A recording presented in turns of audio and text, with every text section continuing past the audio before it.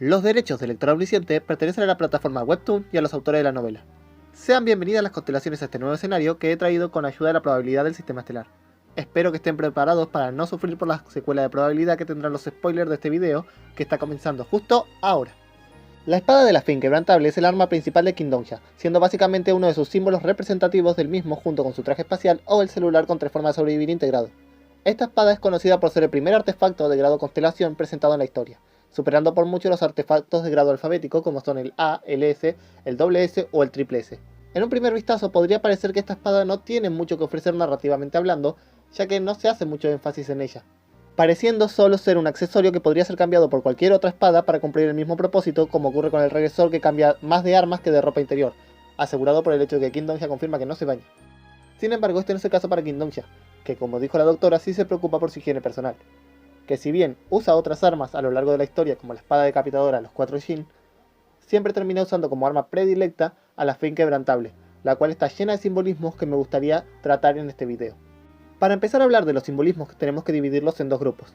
Los simbolismos que porta la espada en sí misma, es decir, lo que está plasmado desde su descripción como arma hasta sus habilidades, y los simbolismos que transmite al lector su importancia narrativa a lo largo de los 3 arcos más importantes que ésta tuvo en la novela, ya sea que tomó protagonismo por su habilidad, por su utilidad, o por lo que ésta representaba en ese arco en particular.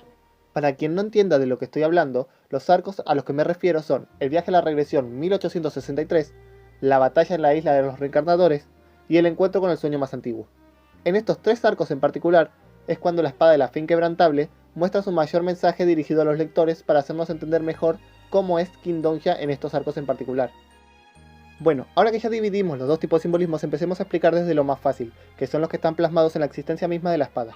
Originalmente la espada de la fe fue portada como la fe quebrada, una espada de un solo uso que contenía un poco de poder divino. Dicha espada, luego de usarla para matar a un demonio muy poderoso para el escenario en el que estaban en ese momento, es restaurada gracias a la caja aleatoria defectuosa de Biyun.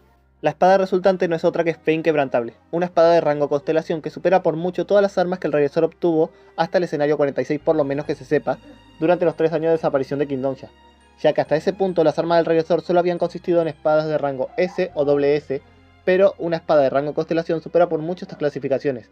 Pero si quieren más detalles sobre esto de las clasificaciones lo haré en otro video si me lo piden en los comentarios. Volviendo al tema, tenemos que la espada de la fe inquebrantable tiene en su descripción 2 datos que nos serán relevantes para este video. Uno siendo su historia y el otro siendo sus habilidades. Primero, su historia como una espada perteneciente al héroe de otro mundo, Kai Cenix, quien dirigió su tierra a la era mágica. Este dato es relevante, pero cuando hablemos de su importancia narrativa, no ahora que estamos hablando de la importancia simbólica de la espada como tal. Pasando al segundo dato, tenemos que la espada de la fe le da a su usuario la capacidad de activar un modo llamado espada de fe, en el que puede imbuir su arma con el elemento fuego, divinidad o el de oscuridad. Ya con eso explicado del artefacto, pasemos a señalar su simbología. Empecemos por el hecho de que inicialmente fue una espada quebrada, pese a que su nombre original contiene la palabra inquebrantable. Podemos ver ya desde aquí la primera representación simbólica.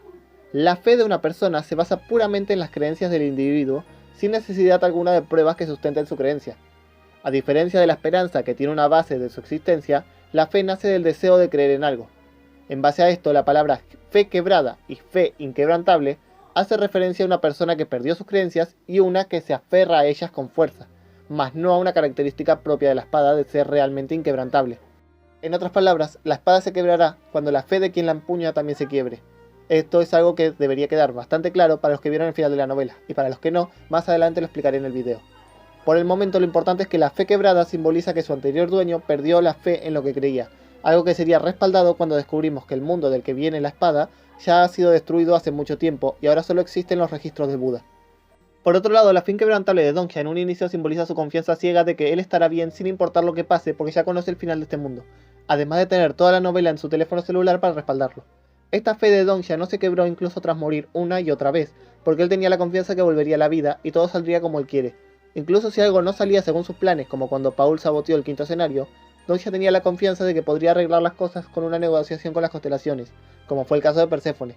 Esta confianza no se vería afectada hasta el capítulo 297, donde por fin algo que Donja quería no ocurre, siendo que ocurrió algo que este nunca podría arreglar, algo que lo destrozaría tanto mental como sentimentalmente. Pero eso lo dejaremos para más adelante. Por ahora terminemos con la simbología del artefacto antes de saltar a la simbología narrativa. Para terminar con la espada de la fe tenemos sus atributos, fuego, divinidad y oscuridad.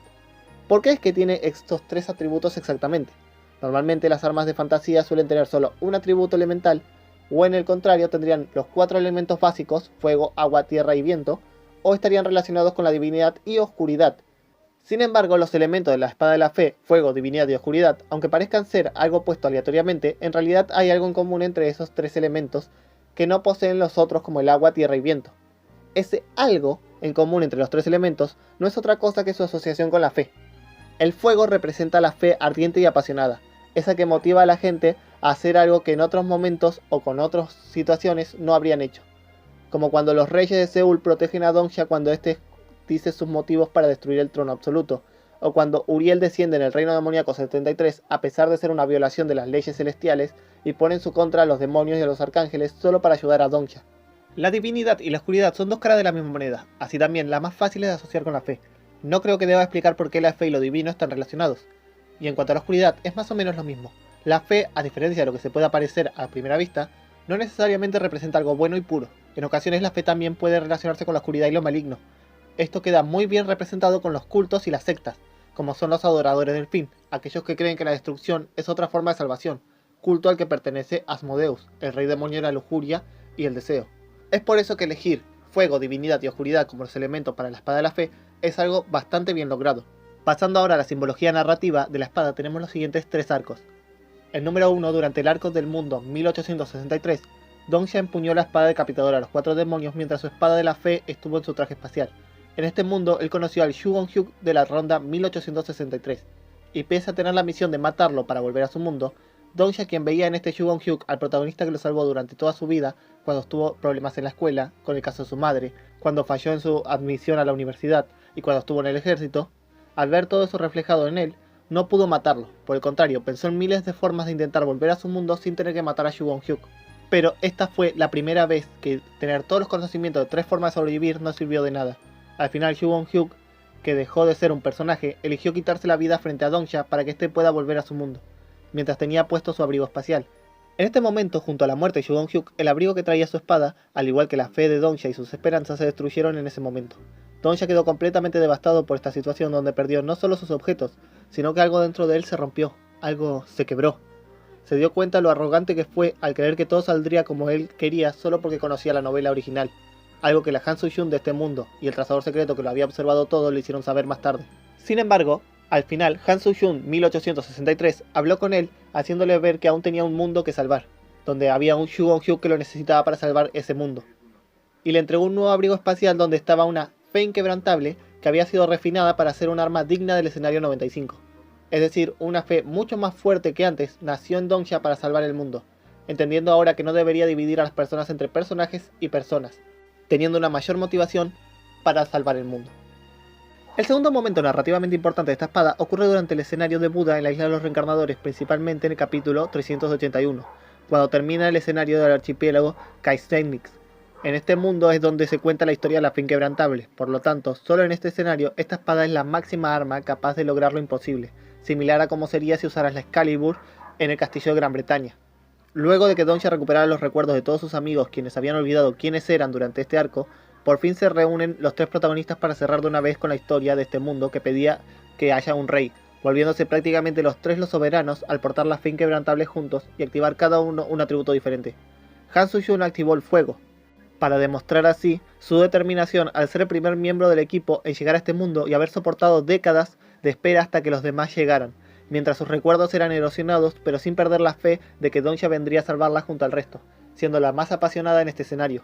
Dongxia activó el atributo de la oscuridad, como el rey demonio que llegó para destruir las creencias del mundo y romper el status quo que mantenía a todos a salvo dentro de una burbuja que los protegía del caos exterior, pero que a su vez los encerraba impidiéndoles crecer y experimentar el mundo real. Así como también destruyó las creencias de cada uno de sus amigos que creían ser otras personas, haciendo que vuelvan a ser los que alguna vez fueron. Por último, el regresor activó la divinidad de la espada, como aquel miembro que nunca perdió su fe y logró soportar el poder mismo del mundo que buscaba obligarlo a olvidar aquello que más apreciaba, uniéndose rápidamente con King Dongxia para salvar a los demás. El último momento simbólicamente importante de esta espada ocurre en el capítulo 514, cuando King Dongxia conoce por fin al sueño más antiguo, el supuesto culpable de todas las desgracias de sus amigos y principalmente del regresor. Ante la visión de aquel supuesto ser tan poderoso que no era más que un niño herido, solitario y lleno de miedo, la fe inquebrantable comenzó a gritar en las manos de Dongxia, como reflejando el momento en que todas las creencias de Dongxia se derrumbaban. En ese momento Dongxia, quien veía a ese niño como la encarnación de todas las desgracias, se abalanzó para matarlo sin importar que sus amigos intentaran detenerlo.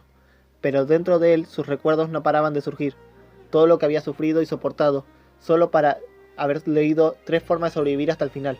Recuerdos de su infancia, adolescencia, de su tiempo en el ejército. Con todo eso en su mente balanceó su espada con la intención de matar al niño, pero esta solo se terminó rompiendo al chocar con un muro imposible de romper, un muro llamado realidad. No importaba cuánto Dongxia culpara a este niño, no importaba cuánto se quejara o cuánto se arrastrara para matarlo, la realidad era que ese niño era inocente, una pobre víctima más de un mundo cruel en el que vivía. Y para destruir todas las creencias de Dongxia, una persona que según él debería ser quien más odio y resentimiento le tenga al sueño más antiguo, el que más debería querer matarlo según las creencias de Dongxia, nadie más que el trazador secreto se acercó al niño. Dongxia creía que era para matarlo con sus propias manos, mientras aún sostenía los fragmentos de la espada de la fe quebrada. Dongxia miraba esperando el final de ese niño. Sin embargo, contrario a sus expectativas, el trazador secreto tomó al niño entre sus brazos y prometió protegerlo de ahora en adelante, para que nunca más deba refugiarse en sus sueños. Y con eso terminamos este video sobre la espada de la fe inquebrantable, que al final terminó siendo quebrada. En los comentarios no se olviden de dejarme su opinión al respecto de este video, porque siempre me encanta leer los comentarios. Dicho eso, felicidades por completar el escenario, ahora se computará su recompensa. El rey de los insectos es el tercer personaje miembro de la compañía King Dongxia del que se da el nombre de alguno de sus familiares. Los otros dos son, en primer lugar, Xu Gongyu con su hermana y el segundo King Dongxia con su madre. Esto ocurre durante los epílogos al contar su pasado, donde se dice que su madre se llamaba Li Shugmi. Asimismo, este resulta ser el único personaje nombrado que es familiar de la compañía King Dongxia que está muerta antes del inicio de los escenarios. El resto de personajes muertos que son familiares de la compañía no poseen nombre, aunque en las historias paralelas se da por fin un nombre al hermano menor de la jueza de la destrucción. Y bueno, eso es todo por este video. Antes de irme, me gustaría pedirles que observen los videos que están en pantalla y si no los han visto, les den clic y los observen. También son de lector omnisciente y les he puesto todo el amor posible. Dicho eso, el rey Dokkaebi se despide y les desea que tengan la bendición de las historias. Adiós.